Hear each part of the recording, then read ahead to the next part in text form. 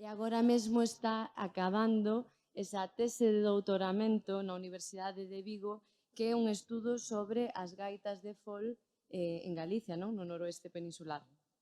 Hoxe está aquí para darnos un poquinho as conclusións dos últimos estudos que fixo nalgúnas das nosas pezas, que como poderán observar aí nesa marxe da sala, pertenceron no seu día a Manuel de Villanueva.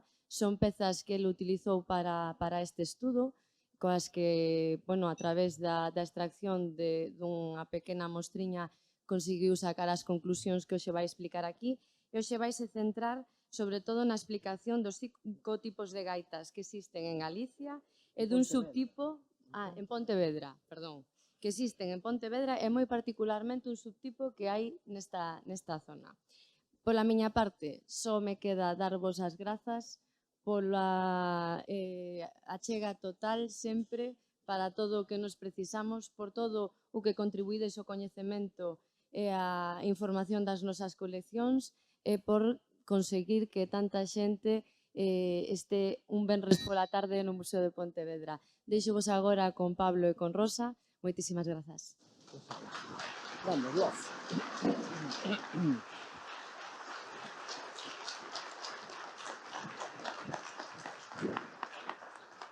Bueno, pois nada, moitas gracias a todos e a todas por vir.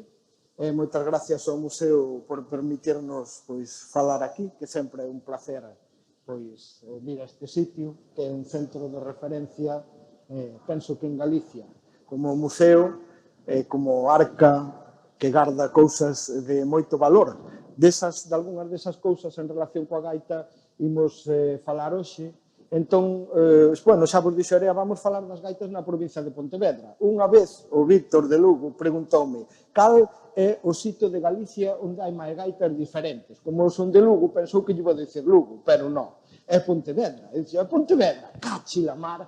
Pois sí, é que en Pontevedra hai 5 tipos distintos de gaitas de fol. É a provincia onde hai máis tipos distintos, pero non é a única cousa da que hai máis en Pontevedra que tipos de gaita. Hai moitas máis cousas que apuntan a que Pontevedra ten algo en particular, algo distinto respecto da gaita ao resto de Galicia. Entonces, bueno, ese é o título da charla. Vamos a empezar xa cos tipos de gaita, porque como temos o tempo limitado e tal, pois vamos ao allo. Unha das gaitas que hai en Pontevedra é a gaita normal, digamos, por decirlo así, a gaita sinxela, chamadelle como queirades, é a gaita que só ten un roncón é un punteiro, é esta gaita daqui. Entón, esta hai en toda Galicia, en todo o noroeste, en Asturias e en todo Portugal. Este tipo de gaita, vale? E hai tamén en Pontevedra. Esta en concreto é unha réplica da gaita dos campaneiros de Vila García, entón vamos tocar con ela, porque vamos ilas explicando as gaitas e tocamos así unha peza ou dúas con cada unha, que así escoitádelas tamén, e non é só o rollo que vermeta. Entón, desta gaita puxen aí tocar aberto, tocar pechado, porque en Galicia, no noroeste, en Portugal, tras os montes, o Bierzo, Sanabria, todos esos sitios onde tocan a gaita, hai dúas formas de tocar. Hai unha forma de tocar que lle chaman tocar aberto, que significa simplemente que un vai levantando os dedos secuencialmente para dar as notas, así.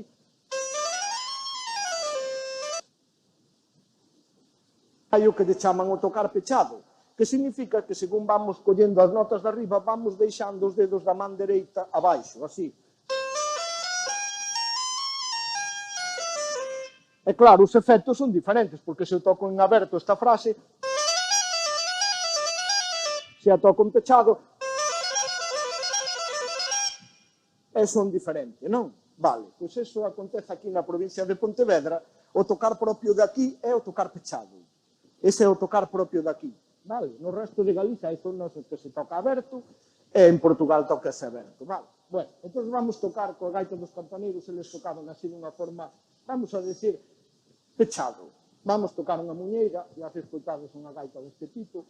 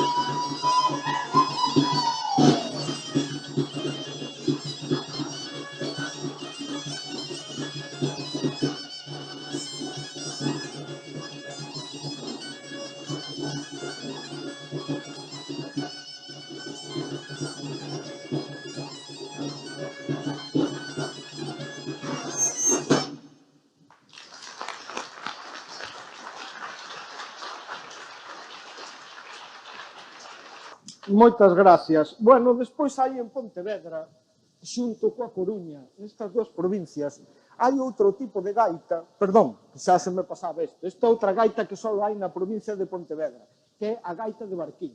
A gaita de Barquín leva un fol mecánico, para darlle aire.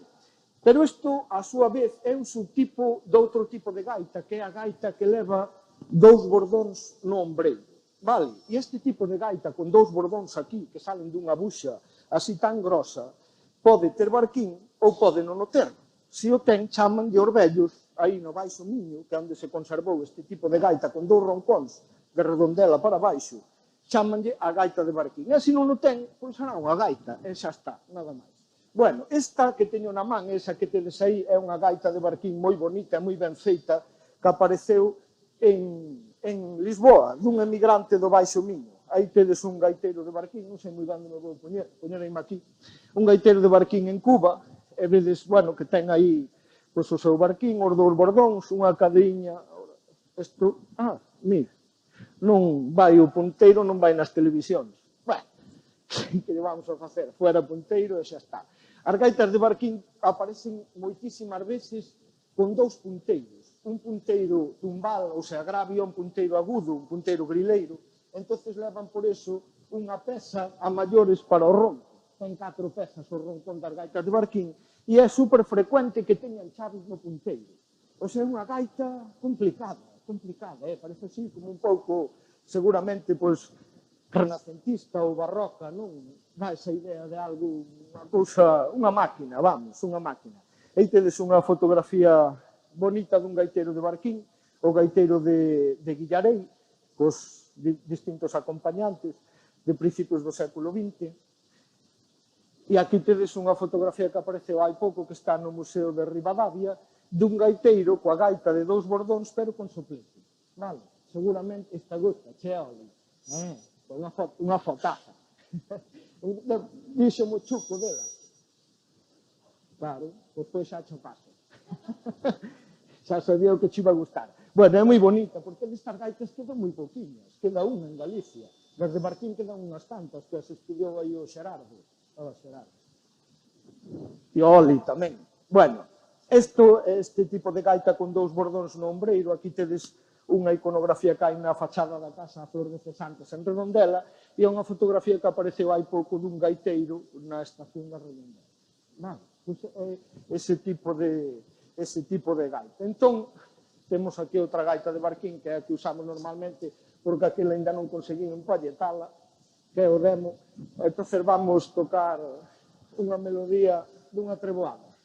Unha treboada é unha melodía dai do Baixo Miño que é moi típica, só hai aí. Entón, vamos a ver. Non.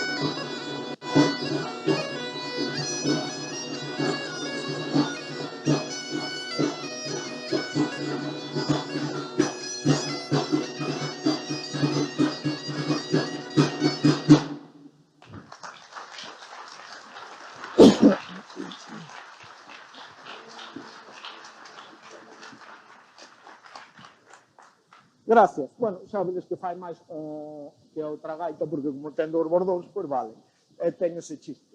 Despois, o que vos decía antes, en toda a provincia da Coruña e de Pontevedra, na mitad occidental de Galicia, polo tanto, aparece un tipo de gaita particular que se chama a gaita de ronquillo, chaman de Orvellos, porque leva, ademais do ronco e do punteiro, leva esta peza que lle chaman o ronquillo. O ronquillo é un bordonciño pequeno, Védelo aquí, mirade. Que leva unha palleta, vedes aquí, este é o ronquillo, vale? Leva unha peciña que se pode deslizar para afinar e leva unha palleta tomada do punteiro. E vai afinado nunha nota do punteiro. Emite a nota que lle chaman a dominante, que é a que domina toda a melodía, vale? Entón é unha gaita esta particular. É unha gaita particular porque o ronquillo berra tanto, de feito hai zonas onde lle chaman o gerilleiro, porque gerilla, berra tanto que domina toda a gaita, domina toda a armonía, define o tipo de escala. Non calquer escala vale para o punteiro, unha escala moderna, por exemplo, unha gaita con ronquillo, con unha escala moderna non vale, teñen que ser escalas antigas.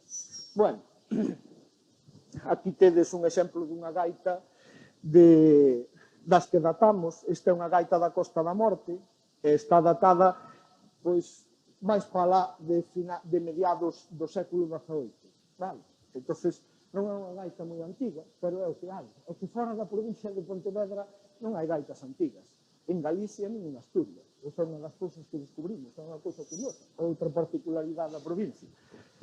Bueno, vamos tocar esta gaita que teño na man, é unha réplica dunha gaita de Pontevedra, pero non é daqui, é da Ulla, vale? É unha gaita feita no obradoiro de Riobó. Outra particularidade da provincia de Pontevedra, o obradoiro de gaitas máis antigo do planeta está en Pontevedra. Non hai ningún obradoiro de gaitas con esa antigüedade. Ten 4 xeneracións documentadas de persoas traballando ali. Vale, e esta é unha copia da gaita que pertenceu a Juan Gaiteiro, que tiña apelido de que viña de familia de gaiteiros. A ver, vamos tocar un pateado da Ulla.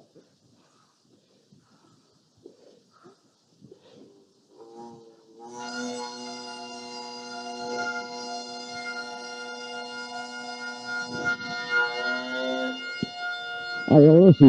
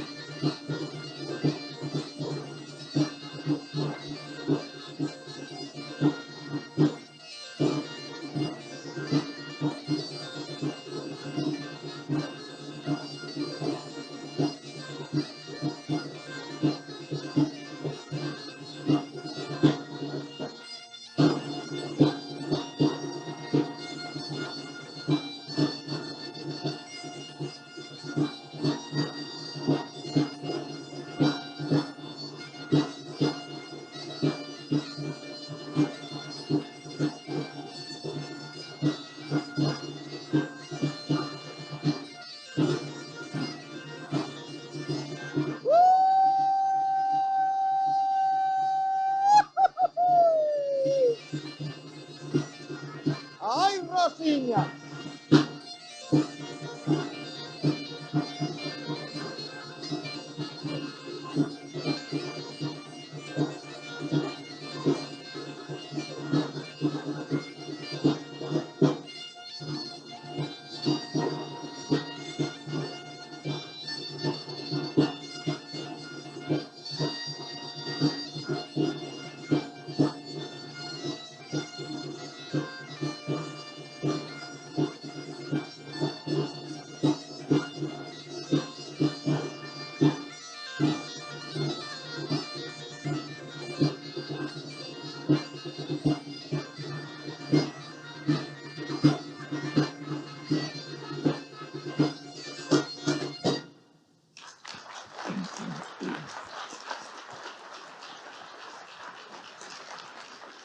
Moitas gracias.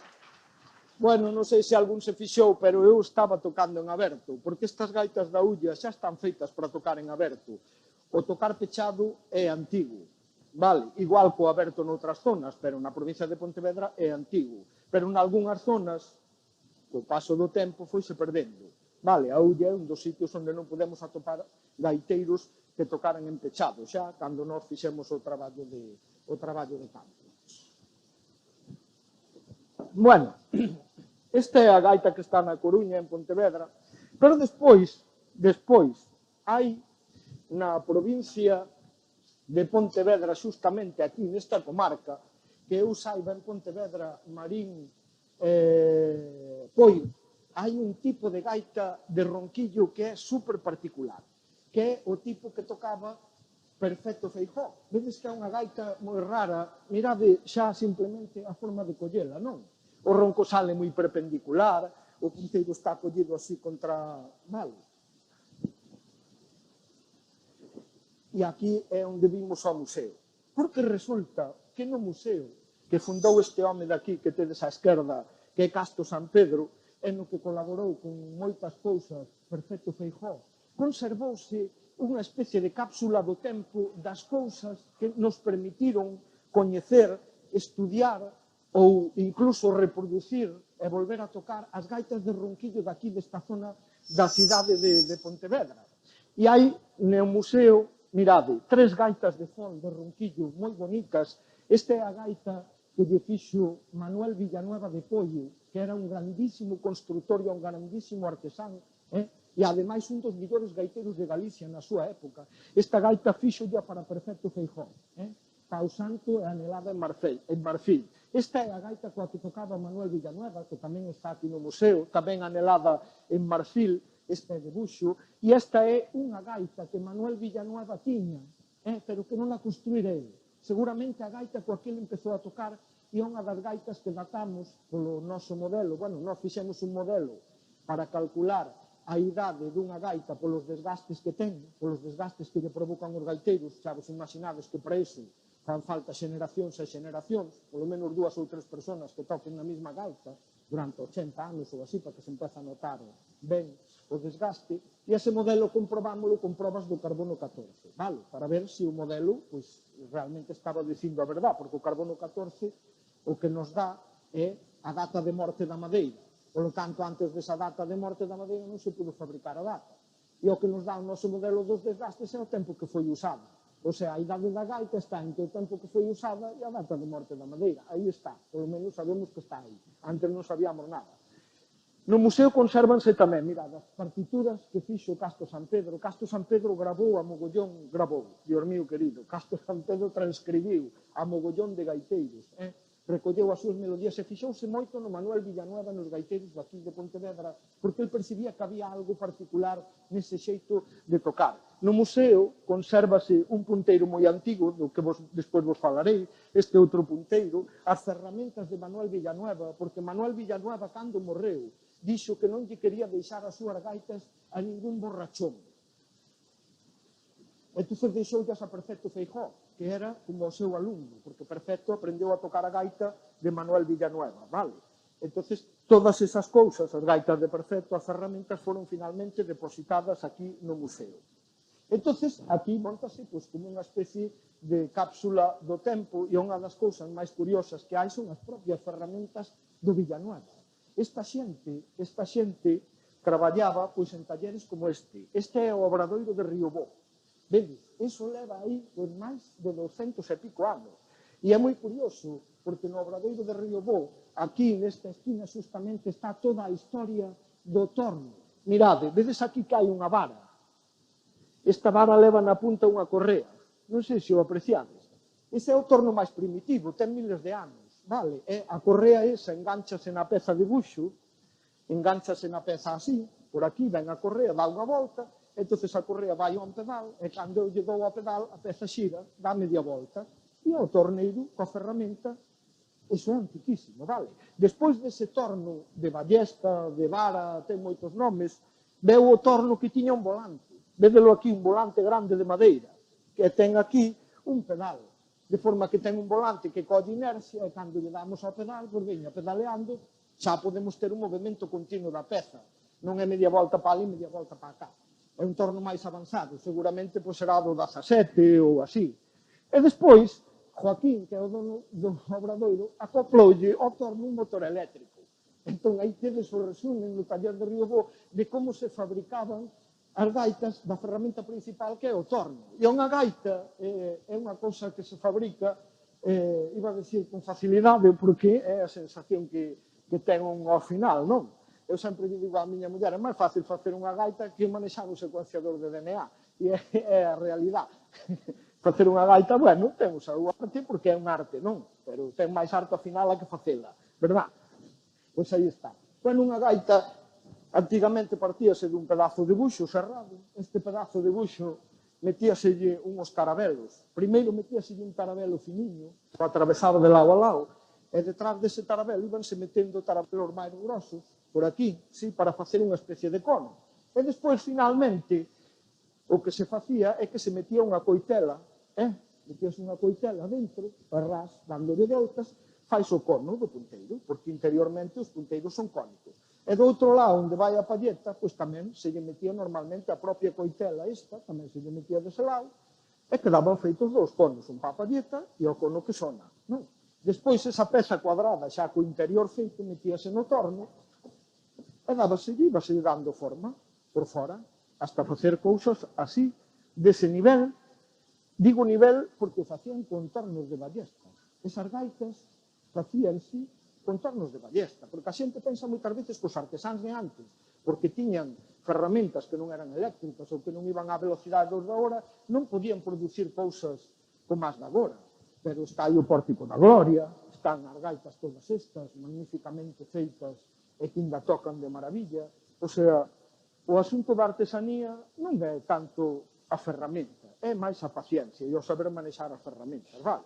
Bueno, o caso é que se conservan as ferramentas de Manuel Villanueva, esas son as de facer o roncón, pois son carabelos, o roncón é cilíndrico normalmente, pode levar algunha peza cónica. Esas son ferramentas que Manuel Villanueva usaba para axustar diámetros, porque teñen na punta unha plaquiña de metal coa que se podía axustar exactamente unha peza ao diámetro que el quería. Despois, estas son as ferramentas coas que se le grava por dentro a copa do ronco, porque a copa do ronco está escavada, ten a mesma forma por dentro que por fora. Entonces está escavada e hai que meterlle polo burato unha legra para escavala por dentro. E estas eran as legras de Manuel Villanueva. Parecen legras para usar no torno, non a man. Por lo tanto, el debía de ter un ingenio para facer aquilo nun torno de ballesta que sabe Dios como era, porque iso hai que velo para querelo, non? Meter unha copa do ronco no aire, bueno, vos non lo imaginades. Podía ser de volante, sí. Bueno, pero en todo caso non tiña unhas garras. Digo eu, non. Tú crees que podía ter garras? Sí. O Fermín de Grandas, que tiña un torno desos que non tiña garras, sabedes como facía? Tiña a peza do ronco, é unha peza pequeniña, non? Ou pode ser longa. O caso é que o do que estamos falando o e eu é que se tú queres meter a legra polo burato de atrás do ronco, dadesvos conta, non pode estar apoiado eso no torno, ten que estar no aire. Entonces, como se fai? Pois o Fermín de Grandas tiña dúas pezas de buxo que agarraban a peza así no torno, entonces a peza quedaba no aire xirando nas pezas de buxo. E facía con, bueno, el non, era a muller a que movía o torno. A muller daba o tal e o Fermín metía a legra. Bueno, historias de constructores. Estes son os pallóns dos roncos que tamén se conservan aquí no Museo de Pontevedra. Os punteiros, esos son os carabelos longos, que xa vos expliquei para que valen, para facer o furado inicial. E a coitela. A coitela é moi curiosa. Esta é unha das coitelas de Manuel Villanueva. Fixadvos que ten unha forma rara. A maior parte das coitelas tradicionais son como estas, son planas. Cachos de ferro, sí, que poden ser planas ou cadradas, pero esa ten un spot aí para arriba. E, a verdad, cando a vimos a primeira vez, bueno, pues, é así, xa está. E un día nunha casa en Portugal, vendo unhas gaitas ali, miro para a parede, e vexo isto. Vin isto. Dixe, ostra, e dixen ao paisano, pero que é iso que ten aí na parede? Dixe, é unha bayoneta da guerra de independencia, pá. Iso matou moitos ingleses. E eu, aila, moitos franceses, non ingleses, non. E dixo, ostra, pois é que a coitela de Manuel Villanueva é unha bayoneta dun fusil Baker da guerra de independencia. O sea, é anterior a Manuel Villanueva. Seguramente herdou ou a bayoneta ou a coitela, quizá, dun gaiteiro anterior, pero fixo unha cousa como esta, unha bayoneta de cubo, que se chama. De cubo porque levan isto aquí para enganchalo na punta do fusil, que lle chaman o cubo para matar ao francés. Ou a quen lle cadre, va, non ten por que ser un francés. Bueno, tamén se conservan no museo, gracias a Deus, as palletas orixinais de Feijóo de Villanueva, porque sin eso, madre de Dios, encontrar unha palleta para unha gaita cando non hai palletas é criminal, pódese facer. Bueno, o caso é que aquí hai particularidades nas gaitas que tamén vos vou explicar. Por exemplo, a forma do fol, que xa vos dixen antes, é unha forma particular, porque o fol apáñase aquí diante, a gaita xirase un pouco, o ronco sale bastante hacia arriba e un pouco ladeado. A veces, mirade, o Sorolla que ben pillou a un gaiteiro en Vilagarcía. Ese cadro está pintado en Vilagarcía. Maravilloso, porque colleu a pose tal cual do gaiteiro. E aí tedes a da foto de arriba é Xan de Campañó, a da baixo Xan era de aí de Marín. Eso. Ides despois escoitar esa gaita que vos la vai tocar José. E outro é Perfecto Feijóo. Bueno, esta é a gaita de Villanueva. Aí podedes ver esa forma do fol, como sale o ronco moi por abaixo. O ronquillo sale dunha tapa que levan aquí no lateral. Esos foles son pequenos, penso eu, porque a gaita de ronquillo necesita un control da presión moi precisa, porque leva dúas palletas. Entón, ao levar dúas palletas, hai que equilibrar moi ben o son das dúas para que, se un fai diferencias de presión, enseguida o punteiro e o ronquillo empezan a oscilar e a gaita non sona ben. Entón, claro, co que mellor un humano controla a presión é co diafragma, porque é un músculo que controla a presión do aire para falar. Entón, o control da presión do diafragma é moi fino, moi milimétrico. De feito, xa o que estudian todos os que fan flauta, oboe, non sei que, el diafragma é o centro del mundo. Bueno, pois o caso é que estas gaitas seguramente teñen o fol pequeno porque non se apretaba exactamente co brazo, senón que a presión, ou polo menos eu creo que para min é máis fácil, manter a presión co diafragma, manter todo conectado cos pulmóns e manter a presión aquí, en vez de andar co brazo. Home, o brazo hai que usalo de cando en vez, porque cando colle un aire, nese momento hai que apretar co brazo, pero canto menos apreta co brazo, penso que para estas gaitas mellor. Características que teñen estas gaitas que a fan particulares e diferentes de outras gaitas de ronquillo xa máis modernas como as da Ulla, por exemplo. A escala das gaitas de Pontevedra é un modo medieval, un modo dos que se usaban na Idade Media, o que lle chaman o modo de sol, que non vamos a entrar en eso, pero que saibades que ven da Idade Media. E agora sabémolo con certeza, porque podemos datar gaitas, como a de Xan de Campañó, que veñen de finais da Idade Media, e non iríamos dar por casualidade coa gaita máis antiga, non? Habería outras máis antigas, supondemos, non? Digo eu. Tocan nun modo medieval. É dicir, desde a Idade Media hasta o 1850, que viñeron as bandas coas súas escalas modernas, conserváronse aquí nesta provincia escalas que veñen da Idade Media. O pobo tocou esas escalas durante 500 ou 600 anos, ou 700, non o sabemos, vale? Pero esas escalas están aí nas gaitas e están calculadas para que afinen perfectamente co ronquillo, para que afinen perfectamente, para que faga unha armonía maravillosa co ronquillo. Porque esa era unha das historias dos medievais, que habendo un son continuo por detrás, como o do ronco ou do ronquillo, houbera unha afinación boa, unha afinación perfecta. Os medievais eran moito desto, de la perfección. Non, sí, mirade que cosas fixeron, por aquí en Galicia, por exemplo. Bueno, a digitación é pechada, pero é un apechado especial. É un pechado moi pechado, pero que non sona a pechado. É un pechado no que se intenta digitar sen que faga ningún traca, traca, traca desos que vos ensinei antes. Porque eu podo tocar en pechado facendo así, ou podo tocar en pechado facendo así. E parece que estou tocando en aberto. Aquí en Pontevedra tocas en pechado, pero inténtase que non sonen esos efectos. Por qué? Porque interrompen coa afinación co ronquillo. Toda esta gaita está pensada en función do ronquillo, vale? Que afine ben co ronquillo, que a digitación non desafine, que os picados, cando repetimos unha nota, non haxa notas sucias por aí polo medio. Iso é o que intentan, pensamos nós, esas gaitas. E despois, por suposto, eso que facemos os gaiteros de mover a man así para que faga o vibrato que lle chamamos, sí, pois eso, nestas gaitas non se fai, porque facer eso no punteiro e o ronquillo está pa, e o punteiro fai están, non, xa entendedes que eso non, entonces non se fai vibrato. De feito, Feijóo deixou dito que nestas gaitas as notas longas adornábanse con apollaturas, quer decir, tocar na nota de baixo, apoiarse na nota de baixo, ou con trinos, taca, taca, taca, taca, taca, taca, que o trino non desafina, dá a nota de arriba e a nota de baixo, e xa está. Vale, bueno. Entón, aquí tedes a gaita de redonda, coa que seguramente aprendeu Manuel Villanueva, porque desde logo non está feita coas súas ferramentas, e sabemos que lle pertenceu, ademais está raxada, aquí, vedes, o punteiro está raxado, porque alguén o colleu así, para quitalo, cando o punteiro se engancha na buxa, e ven un neno e lle fai así, porque un gaitero profesional non lle fai así, fai aquí así. Eso só lo fan os nenos. Eu fixen co punteiro que me deu o meu avó. Fixen eso, esas raxas. É posible que esa gaita sexa a gaita coa que aprendeu Villanueva.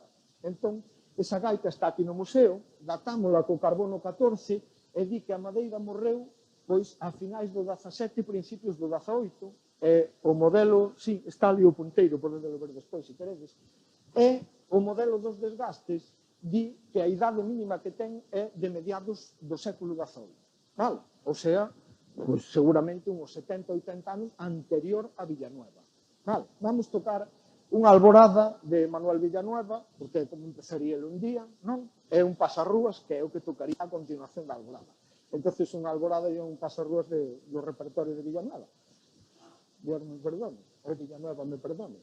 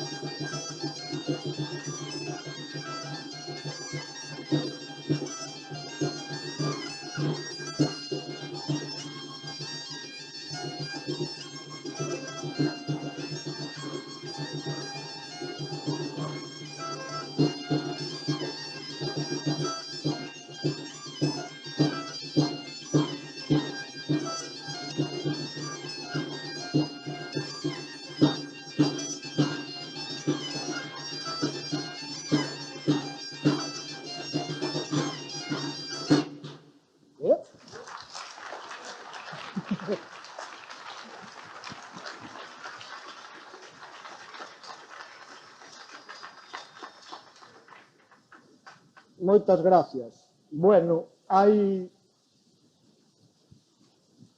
Sempre consigo poñerme nervioso tocando. José. Esta é outra gaita de ronquillo moi bonita, das que tamén datamos, é a gaita dos Marañóns, de José María García de Mogor, atopou na José, é unha chulada de gaita, e cando a vimos, pois xa vimos que tiña uns desgastes, foi tocada por bastantes gaiteiros, e cando a datamos polo método dos desgastes, decíanos que a idade mínima pois era a principios do século XVIII.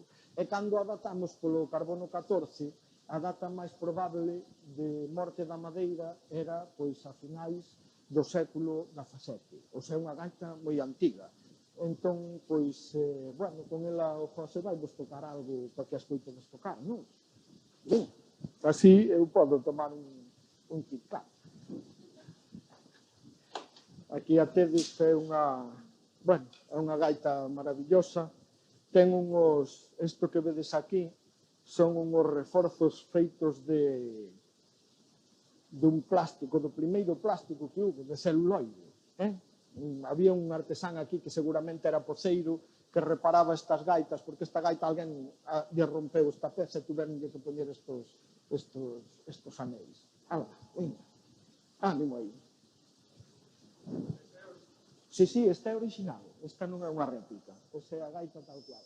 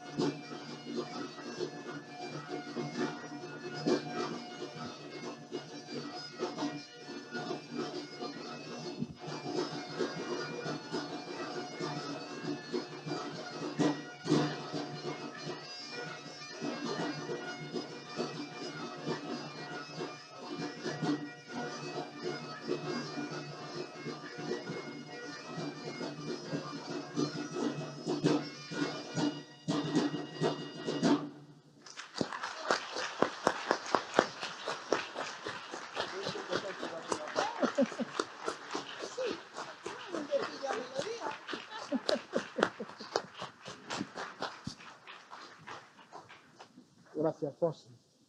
Sempre é un placer escoitarte. Xa vedes, unha gaita que pasou por máis de 4 mans, seguramente, tocando. Esa é unha das cousas curiosas que descubrimos, non? Que hai gaitas moi antigas, pero non é que sexan, porque tamén hai mesas moi antigas, pero que foron tocadas xeneración tras xeneración, tras xeneración, tras xeneración, desde finais da Idade Media. A mesma gaita, de man en man. coa mesma escala, a mesma música seguramente moitas veces, tamén se van incorporando cousas, pero a mesma música. E iso non coñecemos ningún outro país do planeta onde suceda. Eu non o coñezo, nos libros non está. Caixa unha tradición así con instrumentos que pasan de man en man durante 500 anos. Vale? Bueno, esa é unha particularidade daqui, desta provincia. Noutros sitios hai gaitas moi antigas tamén, pero aquí tamén. Esta é a gaita de ronquillo que Manuel Villanueva lle fixo ao prefecto Feijóo, que se conserva aquí no Museo de Pontevedra. Tamén lle fixemos unha réplica para poder tocar con ela, porque como no museo non me quixeron dar, pois nada. Entón, bueno, hai máis características particulares destas gaitas. O presencia do ronquillo, xa vos lo dixen, determina un pouco a técnica coa que hai que tocar, porque hai que manter unha presión moi constante, porque a presión ten que ter un control bastante perfecto para que a gaita sone ben. E despois hai técnicas particulares que se facían con estas gaitas que son difíciles. Son difíciles tendo un ronquillo ao lado, como, por exemplo, Castro San Pedro apuntou algunhas pezas nas que os gaiteiros facían silencios coa gaita. Silencio non é que pare o ronco e o ronquillo, silencio é conseguir que pare o punteiro sin que pare o ronco e o ronquillo. E iso cunha gaita de ronquillo, iso tamén se fai na Fonsagrada, por exemplo, pero coas gaitas de ronco é máis fácil. Cunha de ronquillo ten un seu inconveniente. Así que vamos tocar dúas pezas que teñen esos silencios. Villanueva me perdonará outra vez, porque é bastante posible que algún pite por aí polo medio, porque, bueno, eles pois eran unhos gaiteirazos e eu non. Xa está. Entonces, pero vamos a intentar para que escoitedes como sonan esas pezas con silencio. Un fandango de Pontevedra e a Ribeirana de Pontevedra.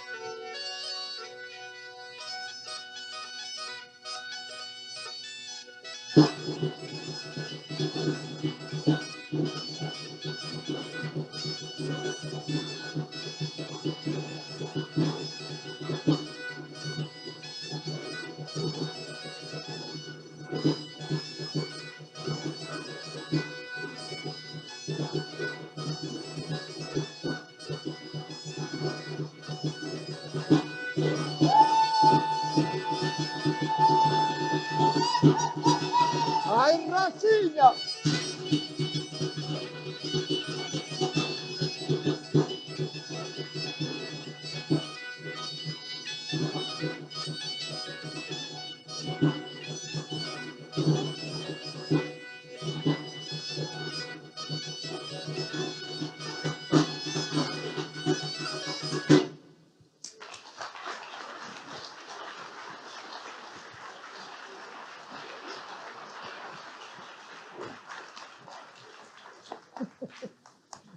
É un apuro tocar isto, dígomelo de verdade.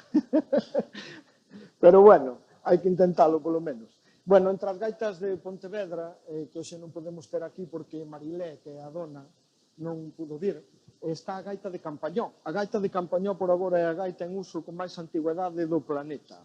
Vale, esta gaita foi tocada, pois seguramente, desde nada menos que o 1539. É a idade mínima que ten. 1539 son, pois, 10, 12, 13, 14 gaiteiros tocando nela. É unha gaita, bueno, refiro ao punteiro, o resto da gaita seguramente non corresponde ao original, porque sabedes que é distinta, ou a mellor si, non sabemos porque o que nos interesaba datar eran os punteiros. O punteiro é moi curioso, porque vedes que ten anéis, ten unhos anéis, sí, vale, hai máis punteiros de anéis, aí na vitrina tedes outro, despois falamos deso. É un punteiro que debía ter unha anela no fin de marfil, porque a maior parte das gaitas moi antigas, esas que teñen máis de 300 anos de antigüedade, son de madeiras de importación, de África, da India ou de América. A madeira é anterior ao descubrimento da América, polo tanto, veu ou da India, porque é ébano, ou de África, vale? E a maior parte desas gaitas son de madeiras tropicais e de marfil, vale? Ou sea, eso que nos está dicindo, eran obxectos de luxo, porque quen empregaba a finais da Idade Media marfil e ébano? A Igrexa e os nobles, ninguén máis. Un paisano dunha aldea, por que tiña unha gaita de buxo, ou sea, de ébano e de marfil? Porque era o personaxe fundamental, porque non había quen fixera as festas se non era o gaiteiro. Era un tío de moita relevancia social, e, polo tanto, acorde con esa relevancia social, tiña a súa gaita, unha gaita de ébano e de marfil, que viñan do outro lado do planeta. Vale? Iso é unha das cousas interesantes que descubrimos ao datar estas gaitas, que debían ser obxectos de moitísima consideración social.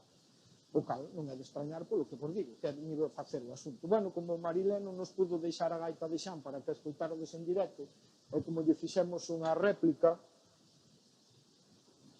o punteiro é igual, pero a esta parte pois inventámola. Bueno, non exactamente as inventamos, porque hai gaitas aquí no museo que teñen virolas aquí nestas femias, e eu creo que estas alternancias de virolas teñen que ver cos anéis tamén, cos anéis que aparecen moitas veces nos sopletes, vistes o de Feijó, que ten anéis no soplete, este é tamén unha réplica dun soplete antigo, ten anéis, e os punteiros teñen anéis. Despois falamos dos anéis, veredes que cousa máis curiosa. Vamos tocar coa gaita de Campañó unha alborada que tocaba Campañó, que tamén, por certo, foi alumno, discípulo de Manuel Villanueva.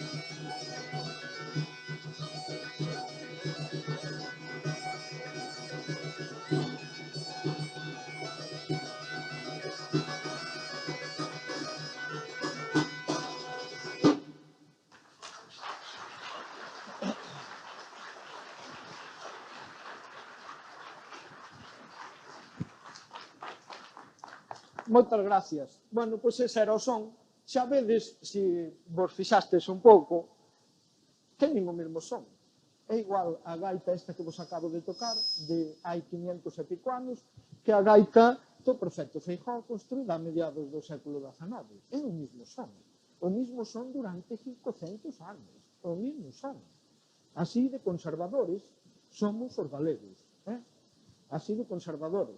Na nosa tradición, por favor, por favor, da nosa tradición. Vamos a ver. Características particulares das gaitas de Ronquillo. Que outra cosa, é verdad, para rematar con estas gaitas, vou vos falar de outra cosa que facían. Requinteaban. Requintear, os galegos chamamos de a subir por encima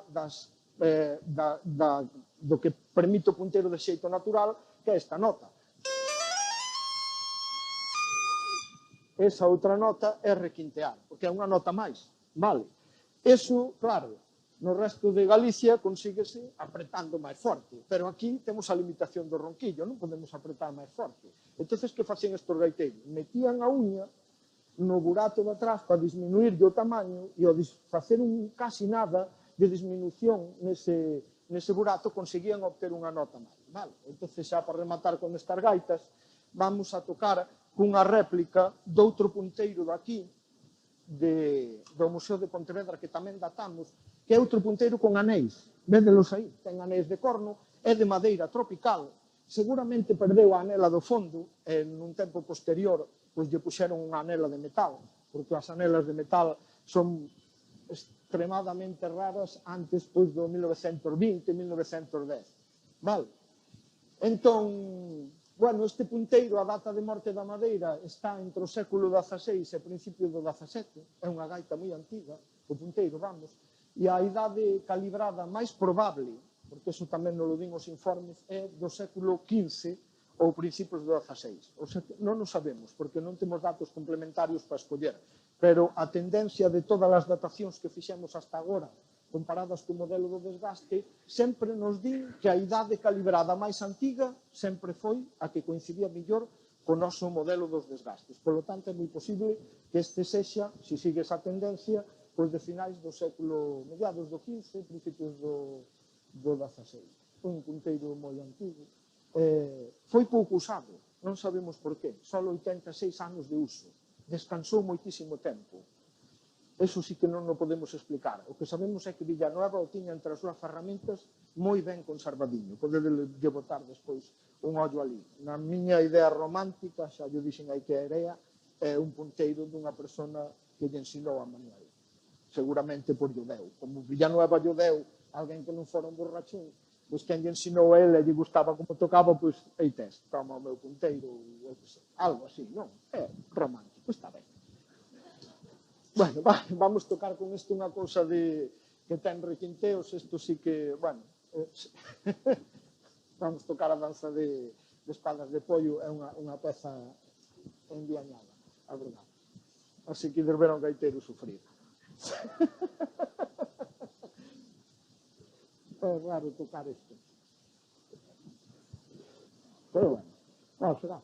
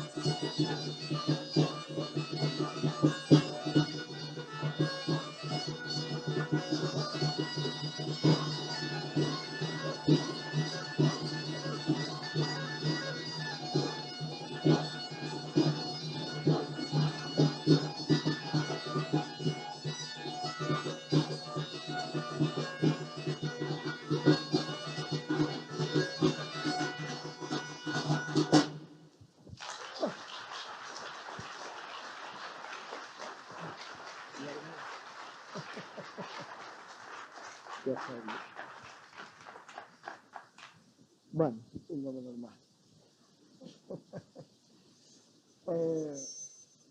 Era xente que tocaba moi ben. Son gaitas difíciles de dominar de carai, difíciles, por ese control da presión, ainda se sigue aprendendo, manda carai. Eu levo tocando estas gaitas 15 anos. Hai 12 anos conseguir requintear a primeira vez. Levoume 12 anos a aprender a requintear. Algo, porque meto unha pata continuamente. O sea, eran unhos gaiteiros espectaculares. Creo que herdeiros dunha tradición de séculos e séculos e séculos, algo do que Casto San Pedro se deu conta, de que aquí había algo particular, e por iso fixo forza nas grabacións, en recoller esas pezas, en guardar esas cousas todas que el cuido, canto máis mellor, pois transcribiu moitas pezas de Villanueva. Bueno, agora vamos cambiar o tercio, porque resulta o dos anéis que vos quería contar antes é moi curioso. Por que hai punteiros con anéis en Galicia? Iso é moi curioso. Eu creo que isto é un caso de algo que ten que ver moito coa antigüedade. É un caso de esqueomorfismo. Esqueomorfismo significa conservar unha característica de algo que ese algo tuvo nun principio que lle era útil, pero que despois, según eso vai evolucionando, xa non lle fai falta. Poño por caso o clic que fan os móviles ao sacar unha foto. Iso é un esqueomorfismo, porque ese é das cámaras de fotos de antes. Un móvil non necesita fazer non, pero conserva esa característica ornamental. Eu creo que os anéis dos punteiros é un caso de esqueomorfismo. Por qué? Porque as gaitas máis primitivas facíanselle os buratos cortando cunha navalla. Entonces, ao cortar cunha navalla, visto de lado, que quedan? Resaltos, anéis, vale? E polo costume de ver gaitas con anéis, ao millor, en tempos moi antigos, pois quíxose conservar ese costume de ver os anéis e a algúns punteiros moi antigos se lle poñían anéis, vale? Iso é polo que nós pensamos que pode haber gaitas con anéis. E é que hai gaitas primitivas e gaitas por toda Europa con anéis. Mirad, aí tedes moitos casos. Na Catedral de León, é a foto de arriba. Aquí vense os anéis, non sei se os vedes. Esta é un diple croata, aí tedes os anéis. Unha gaita da Serra de Madrid, tamén ten anéis. Estos son de Inglaterra, mirad os anéis. De Burgos, de Polonia, con anéis. En Rusia, no Val do Volga, tamén anéis. Son gaitas, algunhas destas, como o diple e esta rusa, moi primitivas, de modelos moi primitivos. E teñen anéis. Eu creo que é por eso. Vale. Bueno. Ten que ver co primitivismo e ten que ver co que vos vou contar agora, o caso dos anéis. Porque en Pontevedra hai aínda outros dous tipos máis de gaitas. Pero non son gaitas de adultos. Son gaitas de nenos. Son gaitas de nenos. Quizá estas gaitas de nenos, quizá, e agora ven así o remate da charla que non ten que ver cos datos, que ten que ver coa especulación. Non? Porque non vamos rematar aquí unha charla, estivemos falando de datos, de gaitas que están aí, datos do carbono 14, que tamén compra veces un pouco de imaginación, non?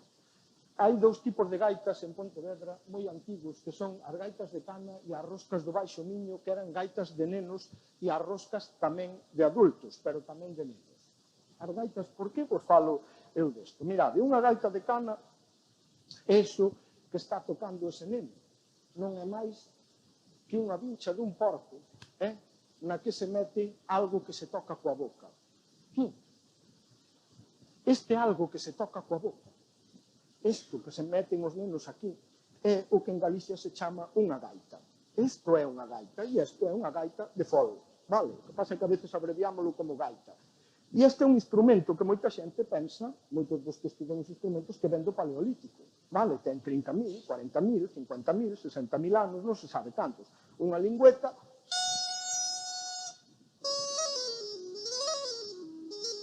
Isto hai en toda Eurasia, vale, en todo o norte de África. Tocados coa boca, cousas que se tocaban coa boca directamente. Pero resulta que todos os gaiteiros daqui da provincia de Pontevedra, cando eran nenos, collían estes instrumentos que é co que eles empezaban o seu camiño hacia a gaita, que eles mesmos construían, o que un adulto lles ensinaba a construir. Pero é que resulta que cando un adulto lle ensina a construir a un neno, non lle enseña como adulto, porque os adultos non usaban estes instrumentos. O adulto está lle enseñando como neno que foi, porque pertence á cultura dos nenos, non a dos adultos, entendédelo? Porque moita xente di, non, que os nenos imitaban aos maiores. Non, señor, non, señor, os nenos teñen a súa cultura, que se pasan entre eles, de xeración en xeración, e os adultos, que temos un neno dentro, pois tamén sabemos desas cousas, por eso podemos xogar con eles, e por eso lles podemos ensinar cousas de nenos, de cando nós éramos nenos. Pois resulta que na provincia de Pontevedra os gaiteiros, nenos que querían chegar, nalgún momento collían ese instrumento que eles facían e metían nun fol. E así nacía a gaita de fol. É que ninguén sabe onde no planeta, quen no planeta foi o primeiro que se lle ocurriu esta idea. O mellor foi en moitos lugares ao mesmo tempo, porque, bueno, se tes os foles que, bueno, hai uns por aí, para guardar viño, para, eu que sei, para moitas cousas, se teñen usado, para levar auga, para fermentar leite, eu que sei. Pois se o tes, ao mellor tes a idea de colalo. Pero, e esa idea quen a ten? Quen ten esa idea? Por que non é a idea dun neno e sempre pensamos que ten que ser a idea dun adulto? E é que vos sabedes que os nenos son super creativos. Os nenos son super creativos. Mirade, estuve facendo así unha busca en internet de cousas que inventaron os nenos. E que vos usades. Por exemplo, os polos. Un paisaniño, Frank Epperson, deixouse un vaso cun guizo na ventana e ao día seguinte estaba conxelado e chupoume. E ao día seguinte xa se lle ocurriu, como era americano, ir a vender aos amigos. Fixo máis o polo, todos os chupados. Esta nena, Wendy Ridley, inventou un patinete de 4 que se vende. Este outro de 11 anos inventou un tenedor con ventilador que xa sopla a comida, non fai falta. Este daqui inventou un gancho para o bote das Pringles, para sacar as Pringles, porque lle daba traballo collelas. O Braille, que tanto axuda, inventou no Braille con 15 anos. Con 15 anos inventou, non? Porque un militar lle contou que cando nas campañas nocturnas non podían ler nin encender luces, usaban unha especie de escritura por resaltes, e o Braille quedouse con aquel negocio. Como era cego, que se quedaba cego, dixo, isto é la hostia. E inventou Braille, ele. Este das orelleiras que algúns de vos teredes usado, inventáronse no 1873 por un neno de 15 anos. Pero a mí o que máis me flipa este paisano, Jonathan ocurriuse un día morder unha guitarra e observou que lle vibraba partes do corpo ao dar diferentes notas. E sabedes o que fixo? Relacionou as diferentes frecuencias con órganos de dentro e inventou un altavoz para sordos. O sordo pode escoitar a música vendo que parte do seu corpo resona. E os inventou un neno. E nós sempre estamos pensando que os nenos non aportan nada. E non é verdade. Non é verdade. Primeiro aportannos a nós, porque nós somos nenos medrados.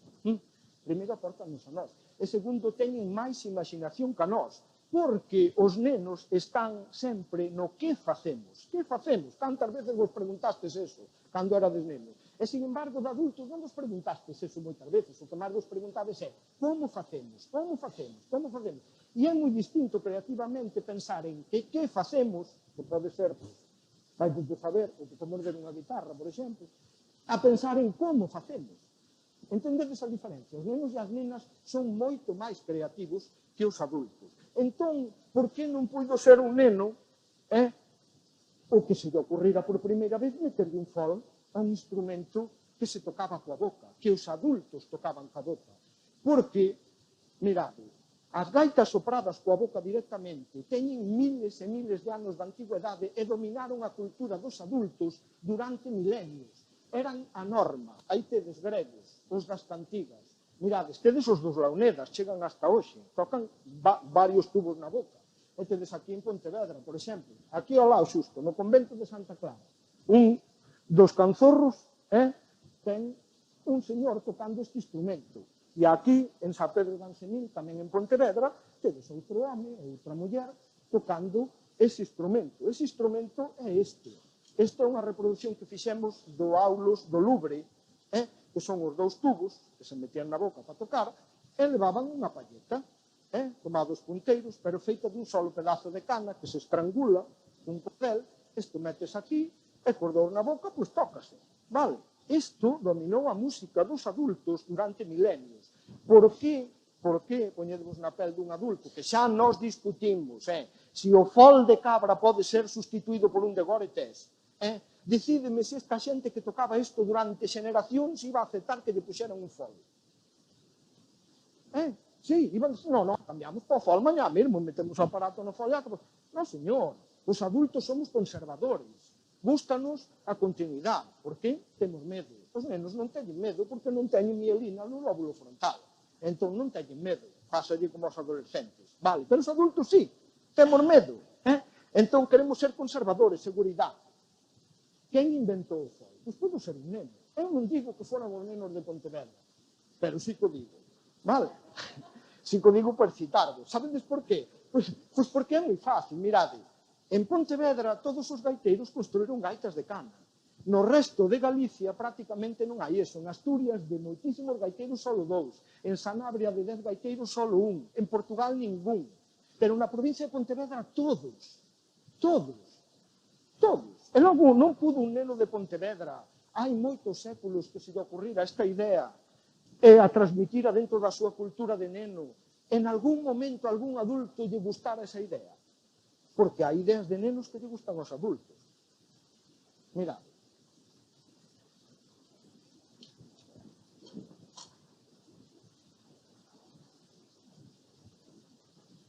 En Pontevedra non só sucede eso. Pontevedra é a provincia de todo o noroeste onde hai máis proporción de gaitas antigas. O 44% das gaitas estudadas en Pontevedra teñen máis de 300 anos. No resto de Galicia, o 0%. Solo hai un 25% de gaitas que teñen máis de 200 anos no resto de Galicia. Quero dicir, non hai ningunha gaita no resto de Galicia, nin en Asturias con máis de 300 anos. E, sin embargo, en Pontevedra son máis do 44%. Vale? E de Pontevedra para baixo en Portugal, pois andan sobre o 20 e pico por cento, 25% as gaitas con máis de 300 anos. As mostras que manexamos son moi grandes, en Asturias son 40 gaitas, no resto de Galicia pois son 100 e pico, en Portugal son 100 e pico, temos máis de 400 gaitas en todo o noroeste. A estadística con este tipo de mostras non falla, é bastante segura. Entón, por que hai máis gaitas antigas en Pontevedra? Xa me explicaré. O mellor é porque a gaita de fol, polo menos na Península Ibérica, tuvo unha implantación máis temprana aquí, nesta provincia. Se non, explicádeme. Este é un dato. Ahora a explicación, cada un que busca que queira. A mí gusta esta, porque pois teño fantasía. Pasa outra cousa tamén. É que resulta que hai un instrumento que apoia a hipótesis de que foran os nenos os que lle chuparan un fol a un instrumento que se tocaba coa boca. E ese instrumento atopámolo no Baixo Miño. É isto. Isto chámase unha rosca. Mirade que gaita máis rara, Leva un corno na punta e é unha gaita de pallón. Vedes? Leva un pallón, non leva palleta. E ainda por riba está toda chea de anéis. Sí, anéis. Cousa antiga, anéis. Mirade. Este foi o home, Alfonso Álvarez Cousa de Cristelos en Tomiño, que se lembraba deste instrumento xunto con outros dous informantes que xa o lembraban bastante menos. E Alfonso contounos unha cousa moi curiosa. Este instrumento podíase tocar con e sen fol. Con e sen fol. E iso é unha cousa extraordinaria de todo o mundo das gaitas. Hai moi pouquísimos exemplos de gaitas que se toquen con e sen fol. Moi poucos. Iso podería querer decir, bueno, esta gaita estaba no momento en que se produciu esta conxunción e quedou na memoria da xente como, bueno, pode tocala coa boca ou pode meter un fol. Pode ser, non? Ou pode non ser, pero pode ser. E despois, este instrumento, vedes, este solo haino en moitísimos sitios. Haino desde Xapón prácticamente hasta aquí. Aí tedes, mirade, na Serra de Madrid, este é un madrileño tocando a gaita serrana. Esta é unha gaita serrana, este é de Burgos, este é de Cádiz, a gaita de Gástor, de Cádiz, e este xa non me acordo onde é. É curioso, mirade, teñen cruces algunhas, mirade a rosca, ten unha cruz aquí por detrás. Eu preguntei a Alfonso, por que se lle pon unha cruz? Non sei, pónselle. Vale, pois pónselle. Pero hai outros moi antigos instrumentos que se lle poñen cruces, e o dos anéis para min, pois xa vos digo que é Estas cruces digo porque a conecta gaitas de aquí con gaitas do quinto inferno, que se adornan así con cruces. O sea, é que hai xente que pensa que este tipo de gaitas rematadas nun corno veñen do paleolítico. Hai xente que reproduce os instrumentos dístoris que teñen 40.000 anos cun corno na punta. Pensan que esa é a forma porque hai mogollón de instrumentos destos cun pabellón por toda Eurasia, soplados coa boca, vale? E tamén metidos en foles. Isto é o orixe da gaita de fol, meter un instrumento da boca nun fol. Eu non digo que fora en Pontevedra, pero digo que hai posibilidade que fora en Pontevedra, porque non la vamos a negar. Non, a mellor foi en moitos sitios a vez, como foi a agricultura, por exemplo. A mellor non, a mellor foi só aquí, non se sabe, pero polo menos levades a imaginación excitada, que é do que se trata. Entón acabamos coa rosca e xa está. Entón, por o momento,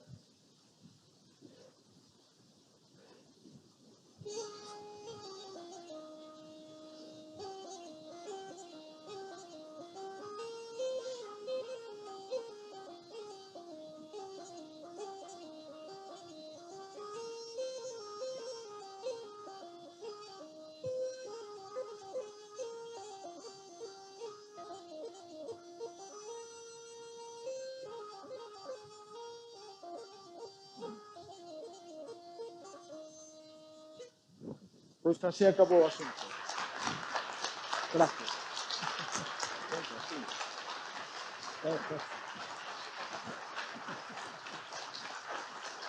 Gracias. Gracias, José. Y Pablo. Gracias. Gracias. Cristina. Gracias, muy amable. Gracias.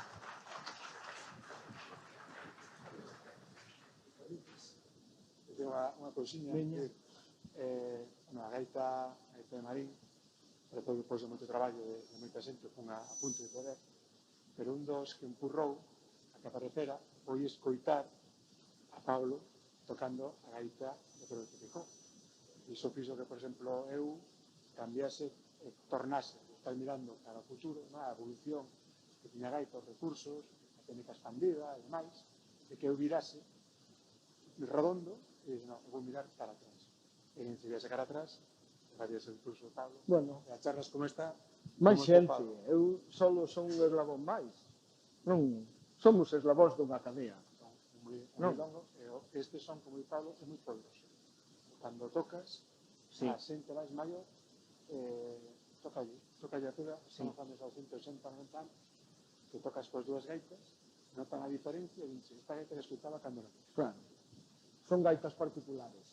Ademais é un tipo de gaita que, polo que vos decíamos antes, que o ronquillo empata moi ben co punteiro e forma unha armonía moi redonda, cosa que non fan as modernas. Iso o cerebro nota. O cerebro gusta a armonía. Entón, cando un toca unha gaita destas ou a escoita, acaba por sentir que está inmerso en algo diferente, máis cómodo, máis tranquilo, que cando está metido nunha gaita moderna, que son moi boas para unhas cousas, pero para tocar solas son mellores estas. A xente que proba estas gaitas, despois as outras, bueno, son máis aburridas. Son máis aburridas. Bueno, moitas gracias por vir, gracias por convidarnos e hasta outra. Gracias. Moitas.